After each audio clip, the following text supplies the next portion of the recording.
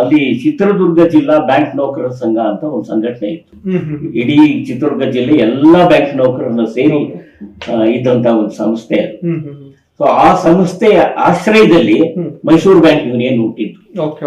ಈ Mysore bank Bengaluru union ಹುಟ್ಟಿದ್ದಲ್ಲ, first ಹುಟ್ಟಿದ್ದು ಅಲ್ಲಿ ದಾವಣಗೆರೆಯಲ್ಲಿ ಮೈಸೂರು ಬ್ಯಾಂಕ್ ಯೂನಿಯನ್ ಹುಟ್ಟಿದ್ದೆ ದಾವಣಗೆರೆಯಲ್ಲಿ. ಆ ಒಂದು ಸಿಟ್ಟಿನ ಕಿಚ್ಚು ನಾನು ಕೆಲಸಕ್ಕೆ ಸೇರಿದಾಗ್ಲೂ ಹಾಗೆ ಇತ್ತು. ಯಾಕೆಂದ್ರೆ ಬೇಸಿಕಲಿ ಸಮಾಜವಾದಿ ಒಂದು ಸಿದ್ಧಾಂತಗಳನ್ನ ಪಾಲಿಸ್ತಾ ಇದ್ದಾರೆ. ಆ ಒಂದು ವಿಚಾರಗಳು ನೋಡಿದಾಗ ನಿಮ್ ಸರ್ವಸಾಮಾನ್ಯರಿಗೆ ಕಿಚ್ಚನ್ನು ಬಂದೇ ಬರ್ತದೆ.